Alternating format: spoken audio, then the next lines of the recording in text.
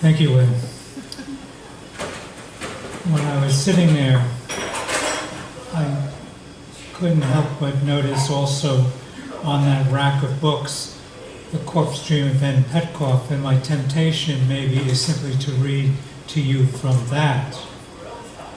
The justification for that being that on the very last page of St. Patrick's Day, there is in bold print, from Dublin to Bulgaria. And underneath it, there is a check made out to Lilia McGonigle for £500,000 by the Irish poet Derek Mahon. With what had happened, Lilia had come down with appendicitis, and she had to have her appendix removed on the eve of our departure to America. The check actually exists, and I've pasted it into the front of Derek Mahon's book, because I think the check itself is probably worth more than Derek's bank account. But the corpse dream of N. Petkoff has this Irish connection, and I'll only note that I'll read you the opening sentence, but also the little note that's connected to it. You might think about the corpse dream of N. Petkoff, and the opening line is, I, Nicola Petkoff, was hanged by the neck and was dead, slowly as they expected, on 23 September 1947. A poor job of it in the eyes of some, though in their eyes, well done, the life of him squeezed out, pulled out, gasped out, one after the other, for 3, after 4 minutes, and the life is still. But the origin of this book is noted in a note on the copyright page. The spark for this prose came from Michael O'Riordan, head of the Communist Party of Ireland, who gave me in 1968 the book Dimitrov Wastes No Bullets by Michael Pedev, saying, "This is the only book in my library from Bulgaria." Dimitrov, you might remember, was the hero of the Reichstag fire trial in Germany, and then he became head of the Comintern. And then after World War II, he was head of Bulgaria. He was installed as the leader of Bulgaria by the communists, and that was his sentence about the main opponent of his rule. I guess that's an introduction in some way to St. Patrick's Day, another day in Dublin. I owe the subtitle of the book to my wife, and she, much like Joyce's wife, has stuck, because remember Nora her last name was Barnacle. And she says, oh, another book about Dublin. And then she refined it by saying another day in Dublin. And so I wanted to read to you little bits from the book. The book starts in a place that's torn down, and it ends up in a place that's torn down. So the only remains of those two places are in this book. And so it starts very simply, come hear something, read some things I was saying. That spring I was staying at the Russell Hotel in the cheapest, or as I have been taught to say, the most reasonable available room. I have sat before the fire in the lobby, cold glass of Carlsberg in hand, realizing, traveling out the patrimony in the gift in my case, from all the years of my father's fear of doing anything which would endanger his retirement. After 49 years of work at the American Can Company, he survived 2 years of doing, as he put it, nothing.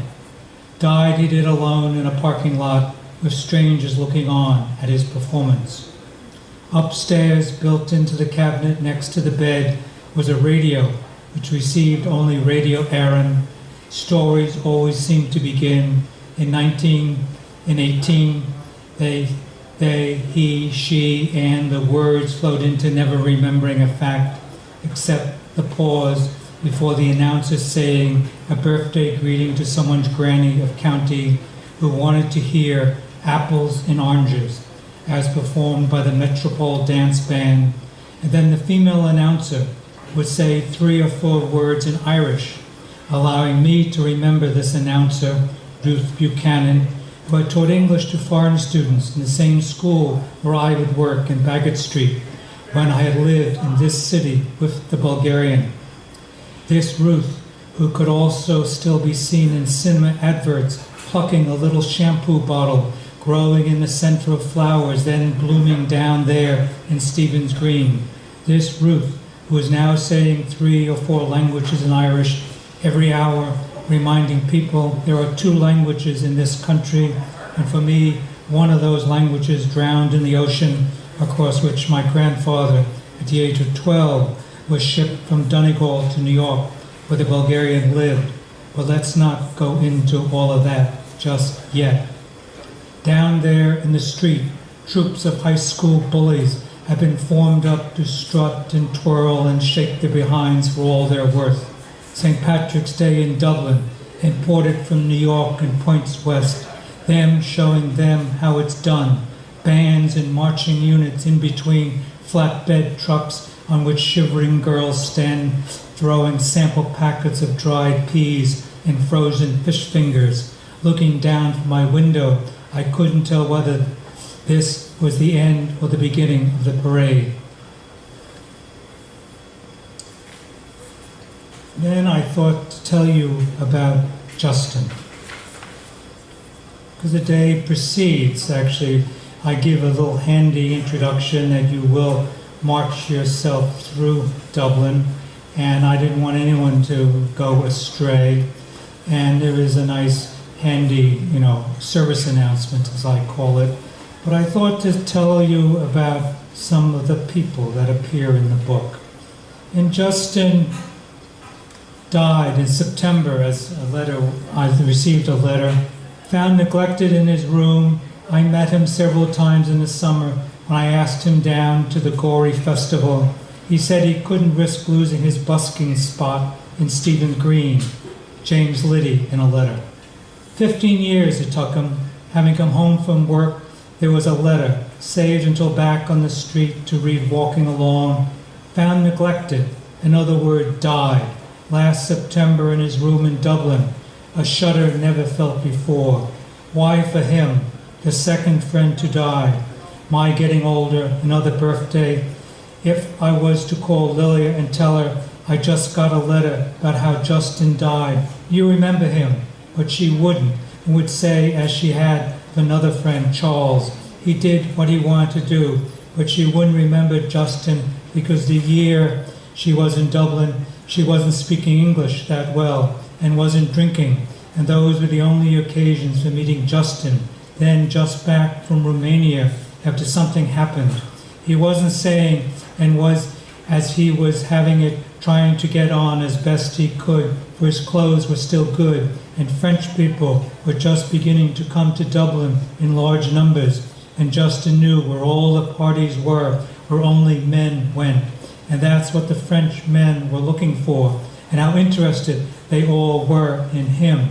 Then trying, and sure, just maybe things would. And I allowed my American optimism to forget Ireland was a small country. You get one shot at it, not like in the United States, with all them moving on. Grandmothers in their 70s going back to university for master's degrees. Justin had his shot and something happened. He'd come into the New Amsterdam Cafe on South Ann Street and sat with the French or Spanish au pair girls. Remember, I was friendly with Marie-José Medel Legras from Reunion, who talked in French with Justin, who had read all 3 volumes of Sartre's Roads to Freedom, then banned in Ireland. I read them that Easter in London, and she liked Justin for his manners, so unlike all the Irish. He smoked French cigarettes and had just passed a test for the tourist board.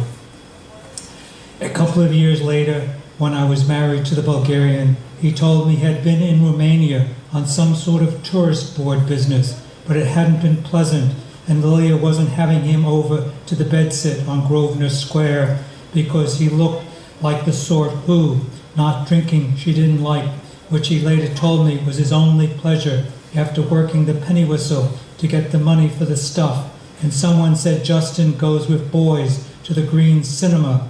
I thought, at least that, for only twice was I ever invited into someone's home in Ireland, because there is a terrible privacy in the land, so wherever, like damp logs rubbing against each other. One afternoon, I had walked by him, not recognizing him, and then him shouting, and I turned, Justin, just after the pubs had opened in the afternoon, starting toward Toner's, but he wasn't allowed in. He hadn't been able to wait to get to the toilet, so went in the corner. Happens to the best of us. So he went around the corner where he was allowed during the early evening, before all the people came in, and would have to be going. He bought me a pint, insisted on it, and then I bought him one. And how's it going? Not so well. Where are you living? I have a room. My father won't see me. I won't see him. He doesn't want anything to do with me. Justin didn't have any front teeth. He was dirty. His clothes were soiled and ripped. I couldn't look into his mouth.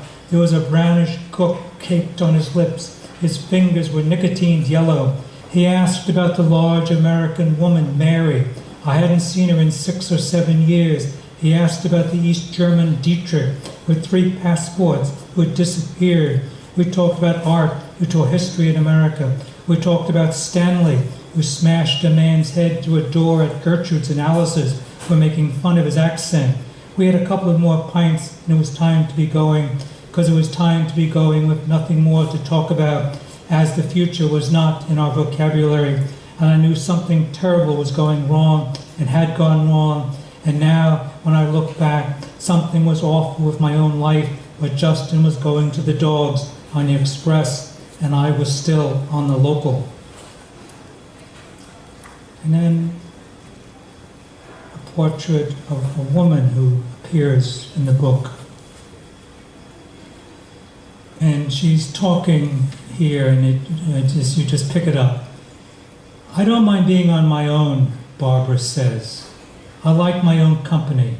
Some nights, when he, that means her husband, is at the paper, I am almost angry, or maybe disappointed is a better word, when he comes home. We live very much our own lives. I like it here by myself reading. The candles are lit and it is reassuring, and I am just here by myself. It's not that I dislike people. I have many friends at work, and I see them, and I go out with them, go to the theater and have a good time, but I just like being here by myself. Do you know the story in Dubliners, A Painful Case? It is my favorite story. I guess it says a lot about me, about what I know about my family's life. The night goes on. She is talking about having a real job, finally, and a real job is and was working in the government services, like back when your friend Donahue had one. They even give you time off for exams at the university if you decide to go to university. A real job. And they had a moment a few years ago when they took in older women. Once you couldn't have a government position if you were a married woman. It would be seen as taking a job away from a man who really needed it to support a family. She is saying her bottle of wine for dinner is very important on Sunday. Will you come over here with Nuala for dinner? I like to cook. It won't be a bother. I'm sure it'll be okay. I just have to ask Nuala. Barbara went to the National School and then Wesley College. She remembers as a little child holding onto the pram, and it's in the rain, and then climbing into the pram with her baby sister, where her baby sister was. Her mother walked them about but drove her out of the pram. She felt awful being pushed out of the pram. Her mother had raincoats for all of them. Her mother thought it was good for them all to go walking in the rain. A story, and it is getting late. When Barbara's father was in his early 30s and then assistant bank manager, I think that is why I had always liked The Painful Case. His mother asked him if he didn't think it was time to be getting married. Of course, he was still living at home. That goes without saying. What about the bridge club? For many years, he had been going to a bridge club on Tuesday evenings. He had noticed someone there, and he right away wrote to this woman and asked her if she would marry him. She wrote back that she would need time to think about it. A month later, mind you, in the meantime, they had seen each other at the weekly bridge club meetings. He wrote again asking if she would marry him. At the next bridge club meeting, she said, I suppose. They stepped out together for a year and were married. In time, Jonathan was born, and when I was born, the pregnancy and delivery were very difficult. They decided they would get a girl from down in the country to help out. They put an ad in the paper down there. They hired Mary.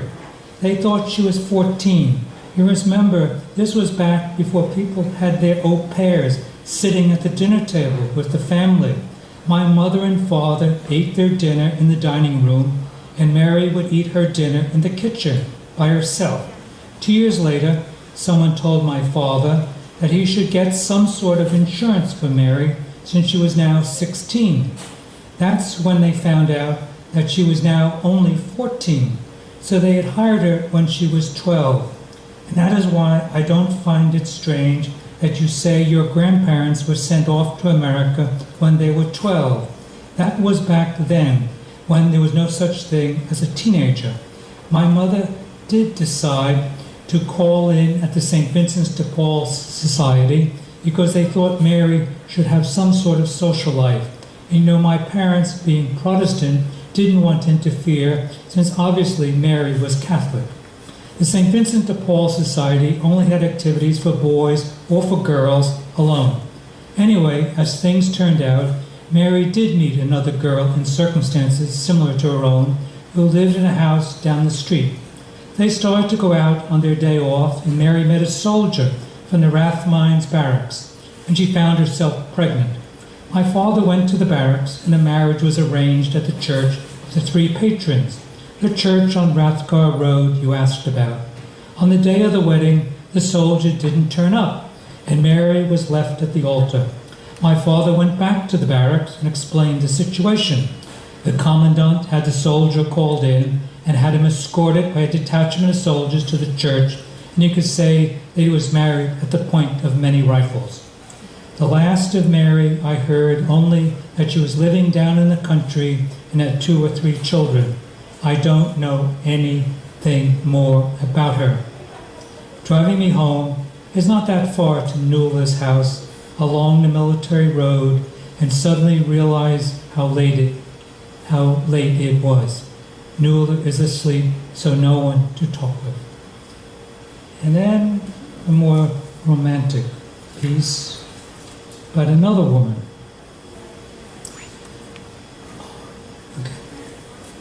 I was living in a room on the top floor of a commercial building in Eustace Street, just up from the Liffey on the south side of Dublin. To the west of me, Swift went mad, and his manservant Patrick charged a penny each so the mob could come in and watch the Dean in the midst of his convulsions. To the east of me, Trinity College sits as a stopper to the bottle made of Dame Street. Sad-eyed English girls sit in the buttery, eating yogurt, sliced apples, and cheese. They speak softly, and it is said on a whim will come to your room for no other reason than the whim, and that is the worst of all, for if it were more than a whim, it would be bearable. And the line is, would you have breakfast with me? Which seems, if you don't mind me saying it, to counterpoint the screams I imagine in the night coming from Dublin Castle, where books with the lists of informers going back 300 years are still under seal, as a fear remains on the land. Not far away they tore Robert Emmet apart and fed his heart to the dogs. When I walked home from the pubs, I would see a couple leaning in the doorways. They rubbed against each other like large, damp logs. And it's always good to quote oneself within the same book.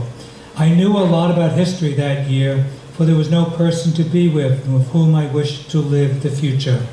I walked and read and drank and was able to say hello to a number of people in the pubs. Nigerians with the promise of a Mercedes when they went home to Lagos, an East German who did something with diamonds and physics, Marina to whom I taught English, a Norwegian business student who was in love with a Greek girl who sat at home mostly and watched in a mirror the acne on her face, an English girl who came to my room on the whim and lay awake all night as she had not been able to sleep well since as a child and living in Malta with her parents, where her father was an officer in the British Navy. She had seen her twin sister killed by lightning during a storm in the middle of summer. Susan. Susan, with her black hair dyed away from its original dirty blonde color. And I remember that she carried a copy of de Beauvoir's The Mandarins and put herself into St. Patrick's for a month with the nerves. And when she came out, her hair had begun to thin, but not enough to prevent her from working as an extra with the rest of us from the pubs during the making of the film Darling Lily. We sat in the Gaiety Theatre and watched Julie Andrews sing To the Heart of Rock Hudson. Between takes, she passed the bottle, and it seemed that as the day wore on, we clapped louder and were not asked back a second day.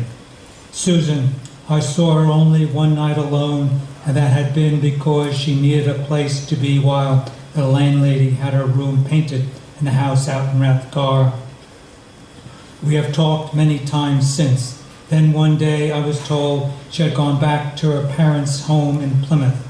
She sat in a large room reading Parry Match, waiting for a child to be born of a father not named. Eustace Street is noisy in the day when I walked home at night, only my footsteps walked with me, and even the couple seemed to have vanished. Susan, the remains were buried under no stone. You think of going to Holland, the lightning over Malta is not something to be thought pretty, and walked home one afternoon in the sunlight, past the horse-drawn carts and the men tearing up the street. A large aluminum kettle is upon the coals for the tea. In the pub at the corner in the back room, I drank stout and thought of Susan, who was then history. Not far away from me, the Messiah was first performed. I have seen my place on earth, possibly under a jar of Guinness, and sure there awaited the fate of flying to Copenhagen for Christmas. For didn't Danes all have blonde hair like Melinda's? The youth hostel in Copenhagen was closed, and people were about their duty of being happy. On the 23rd of December, I set out hitchhiking to Germany, made it to Kolding on Jutland. In the supermarket, I bought what I thought was a jar of peanut butter. It was mustard. Another boy was in the dorm. We talked of the cold and the gray sky that cloaked everything. Even the blonde faces were like newspaper. On the road for the eve of Christmas, very few rides. Walked across the border to Flensburg, stayed at the youth hostel, myself the only guest in a place for 500. I felt like those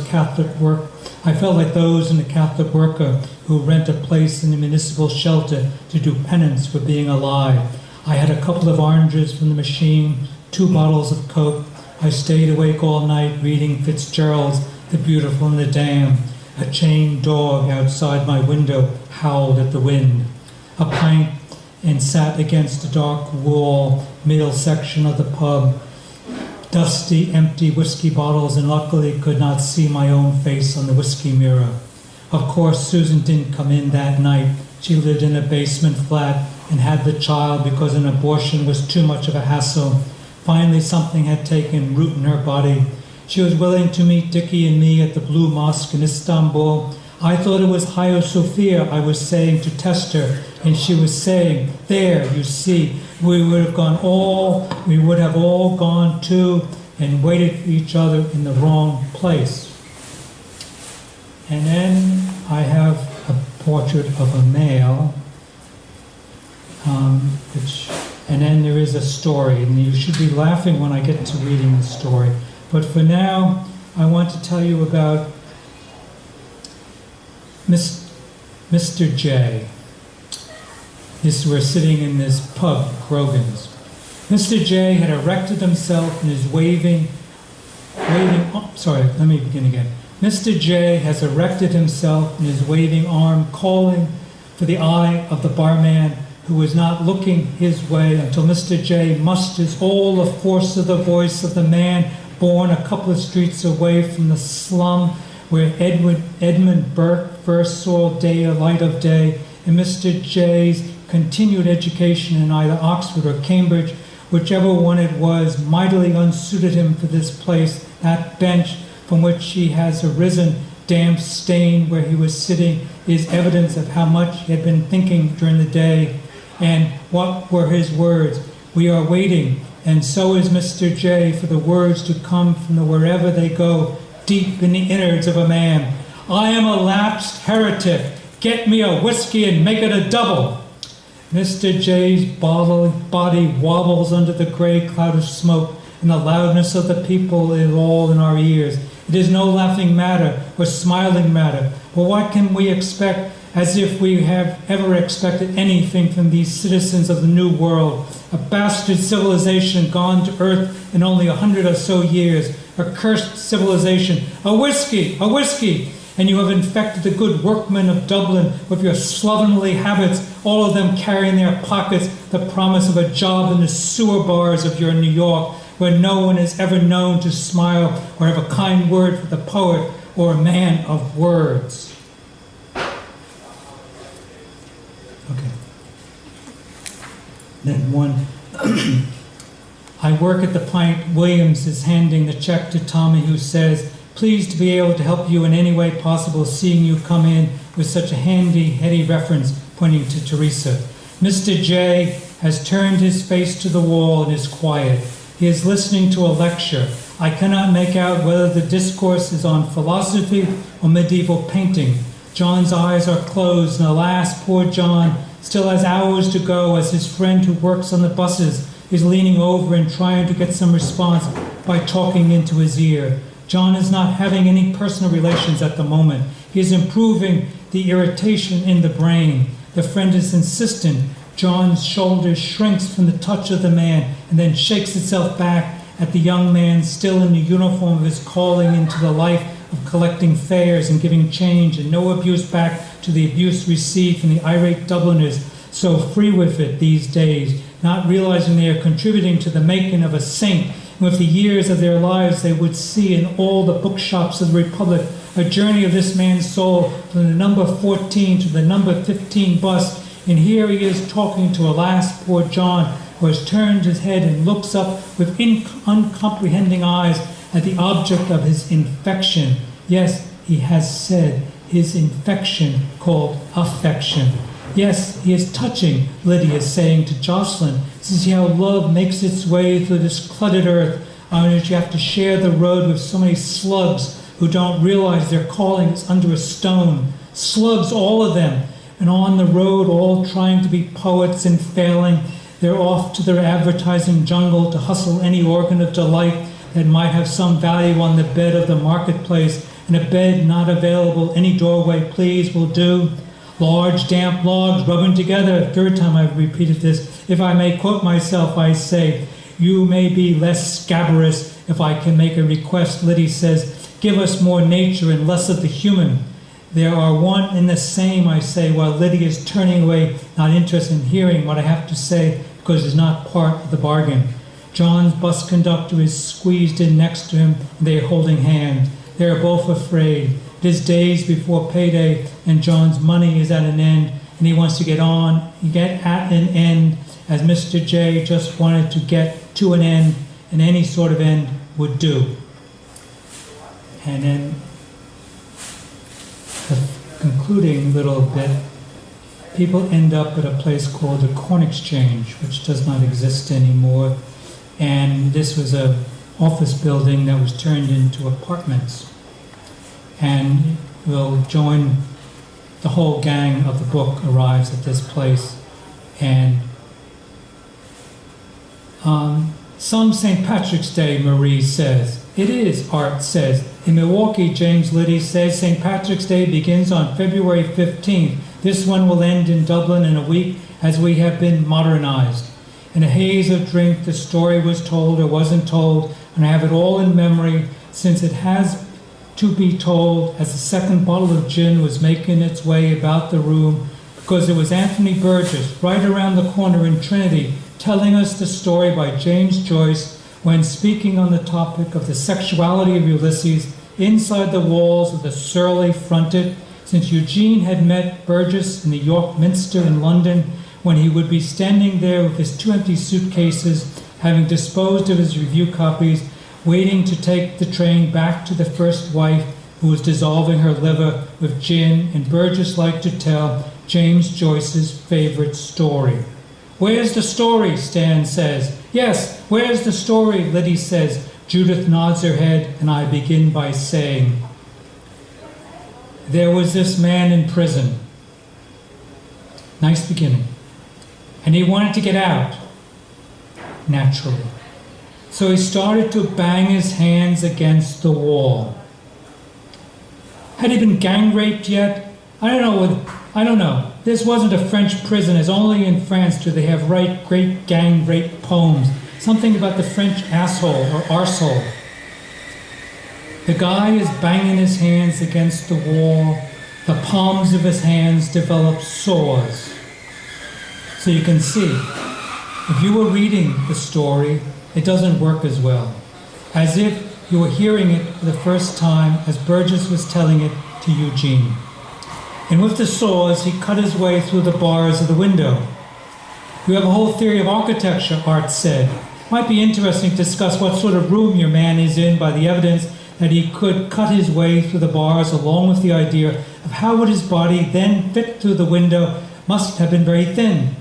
These prawns are good. These prawns are good. These prawns are good. Art, Stan, Brian, Elizabeth, myself, Judith, the Marine, another Marine, Susan, Teresa, Liddy, Liam, Finton, Leland, and others, even not mentioned by name, were heard from. So the guy has cut his way through the bars and has had the foresight to knot together the sheets, which for some reason has been able to accumulate. A certain flaw in the story, as I should have started back when he was accumulating the sheets. However, he's knotted the sheets together and tucked one sheet under his arm.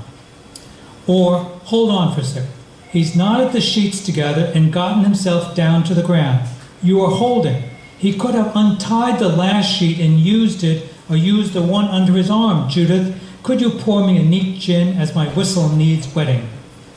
Your man now has a sheet in his hand, and proceeds to rip it in half, and what do you make with your man now holding two halves, and through that he got himself through the wall of the prison? I know the answer, Finton says. What's the donut built around? Right. And your man is out on the moor, because all prisons are built on moors. Damp, wind-swept places, and your man is cold and wet and in fear of catching pneumonia. My own father almost died of it, as I heard since childhood. What a killer disease it is, and on top of this, I don't want to lose my hair, which happened to my father. From the fog, he took a blanket. A pause for a sip. You see what Burgess was getting at? Vaguely, Liddy says. Not so loud, as you'll waken Mr. J, Liam says. Vagueness is his favorite color. So your man makes his way to the convenient tool shed on the edge of the moor, but here's the posse on his trail. And suddenly, at all four sides, and this ain't no Lone Ranger Tonto story, he looks around in desperation, and his eye passes over the hammers, the axes, the screwdrivers. Whenever one tells this story, there is always a hesitation if a girl is present when mentioning screwdrivers, so it might be better to mention chisels. The men attached to the dogs are closing in, and your man at last sees the plane. And so farewell to his pursuers, he is off. Like a shot, I sometimes add, if I can use a cliché, a must for keeping my hand in the business. And your man is walking in Paris, France. The French have more practice in providing background for people on the run, and escaping this and that. A little Rilke, Hemingway, high contrast photographs of blonde hair on the back of the neck of a naked blonde woman turned away. Forget it. Your man is one day walking along the Rue Vanneau. Where? You don't really need this detail, the street name, or the fact Julian Green lives there. When he discovers he is being followed, they are on to him. When does the story end? An objection to the length has been noted. So, he walks faster, and they walk faster. And faster they walk, the faster he walks. And eventually he finds himself in a cul-de-sac.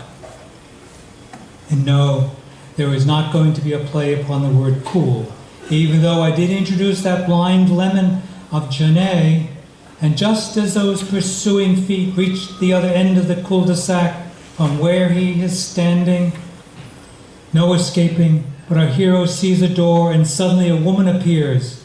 He noted the door had closed behind her, and there was no key to be found, and those footsteps were approaching almost to the whites of their eyes, when out of the blue he noticed a ladder of the stocking of the lady, and he climbs up the ladder, and has not been heard from since. There is silence in the room. The pin falls off the counter. And then, Stan asks. Yes.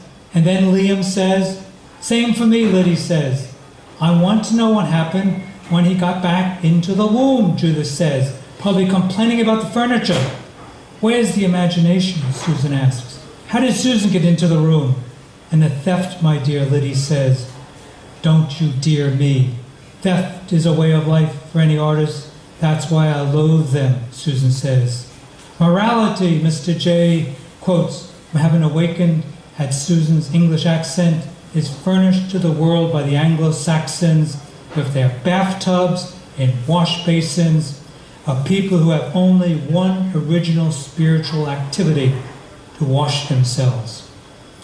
And thank you very much.